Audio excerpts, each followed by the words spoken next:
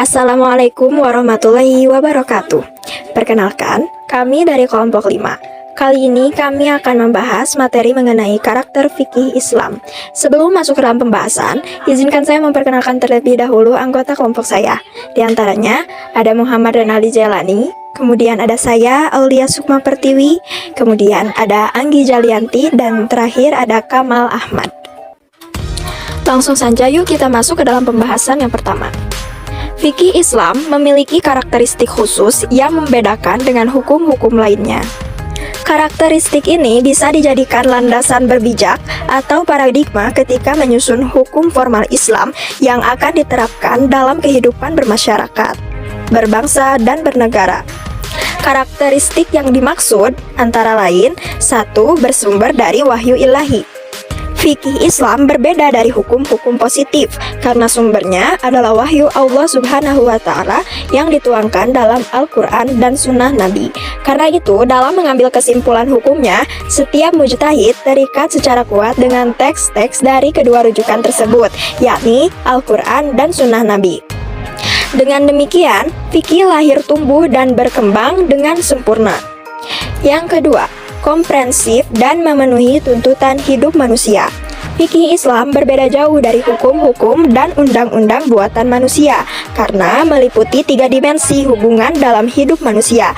Di antaranya, 1. Hubungan manusia dengan Tuhannya, 2. Hubungan manusia dengan dirinya sendiri, dan 3. Hubungan manusia dengan masyarakat.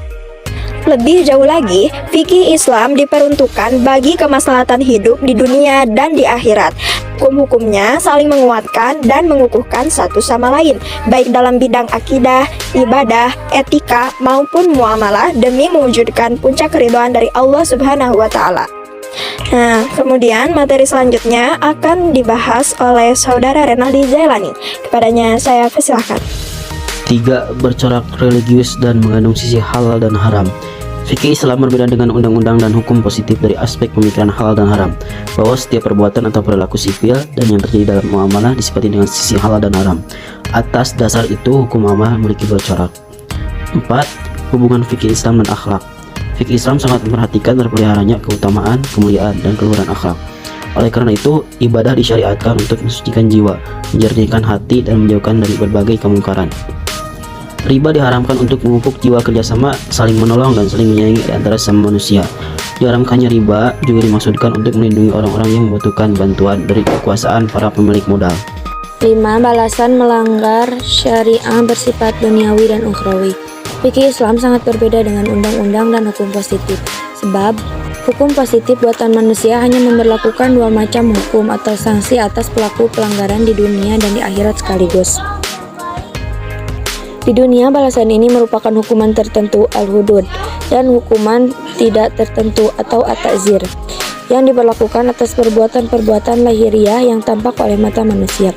Sementara itu, hukum ukhrawi diterapkan atas perbuatan-perbuatan batin atau hati yang tak tampak oleh mata manusia, seperti dengki atau iri hati, dendam, dan keinginan membahayakan orang lain. 6. Fikih Islam lebih memihak kepentingan kolektif. Fikih Islam memberikan kemaslahatan. Fikih Islam memperhatikan kemaslahatan individual maupun kolektif secara keseluruhan. Karenanya tidak ada suatu kemaslahatan individu ataupun kolektif yang melampaui kemaslahatan lainnya. Akan tetapi, jika ada benturan antara 2 kemaslahatan itu, maka kemaslahatan kolektif akan diutamakan ketimbang kepentingan individu. Demikian pula, jika terjadi benturan antara kemaslahatan 2 individu, maka yang didahulukan adalah kemaslahatan orang yang lebih banyak menderita.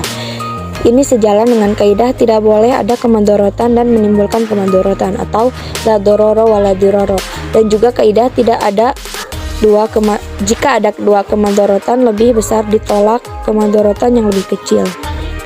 7. Fikih Islam relevan dan bisa diterapkan sepanjang zaman.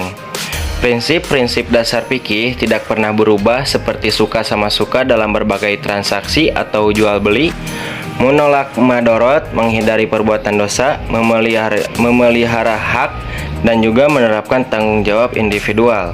Sementara itu, dimensi fikih yang berpijak pada kias atau analogi dan bertujuan memelihara kemaslahatan dan adat istiadat dalam kurung yang baik tutup kurung bisa berubah dengan berkembang sesuai dengan kebutuhan zaman, kemaslahatan kemanusiaan.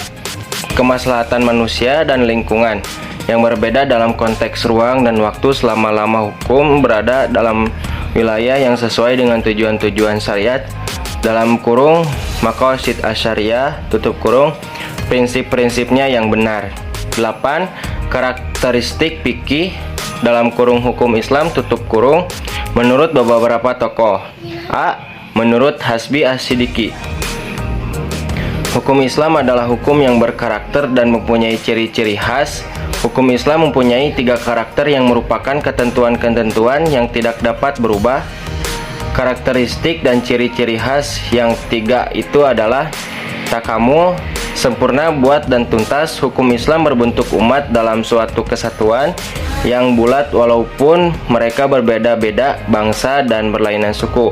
Meskipun masa berganti masa, hukum Islam tetap memiliki karakter yang utuh, harmonis dan dinamis. Wasatiyah, imbang, harmonis. Hukum Islam menempuh jalan tengah yang jalan seimbang antara kepentingan jiwa dan raga, menyelaraskan seluruh aspek kehidupan. B. Menurut Minardi Mursyid, hukum Islam bersifat komprehensif dan universal. Ini berarti komprehensif itu meliputi semua aspek dan bidang kehidupan yang secara garis besar dapat diklarifikasi menjadi 3 subsistem, yaitu akidah, syariah, dan akhlak. Nah, jadi kesimpulannya, fikih Islam memiliki karakteristik khusus dan membedakan dengan hukum-hukum lainnya. Karakteristik bisa dijadikan landasan berpijak atau paradigma ketika menyusun hukum formal yang akan diterapkan dalam kehidupan bermasyarakat, berbangsa, dan bernegara. Antara lain, pertama, sempurna. Syariat Islam sangat komprehensif, mulai dari hal terkecil sampai berskala besar. Semuanya diatur oleh agama. Penetapan hukum Al-Quran dalam bentuk global dan simpel untuk memberikan kebebasan pada umat manusia untuk melakukan ijtihad sesuai perubahan waktu, tempat, dan kondisi. Kedua, elastis. Fikih memiliki karakter yang elastis yang meliputi segala bidang dan lapangan kehidupan manusia, permasalahan sesama manusia, kehidupan jasmani dan rohani, hubungan makhluk dengan Khalik. Fikih melihat dari berbagai bidang kehidupan, baik muamalah, jinayat, dan munakahat. Ketiga, sistematis. Artinya mencerminkan sejumlah doktrin yang bertalian secara logis, saling berhubungan dengan yang lain. Keempat, universal. Artinya fikih berlaku bagi orang Arab dan orang Azam. Kelima, bersifat ta'abbud dan ta'akul. Hukum Islam bersumber kepada Al-Quran dan hadis, melainkan juga hasil konsensus dan kias yang dilakukan oleh para ulama. Sekian presentasi dari kelompok kami. Apabila ada yang ingin ditanyakan, silahkan tulis di kolom komentar. Wabillahi taufiq wal hidayah. Wassalamualaikum warahmatullahi wabarakatuh.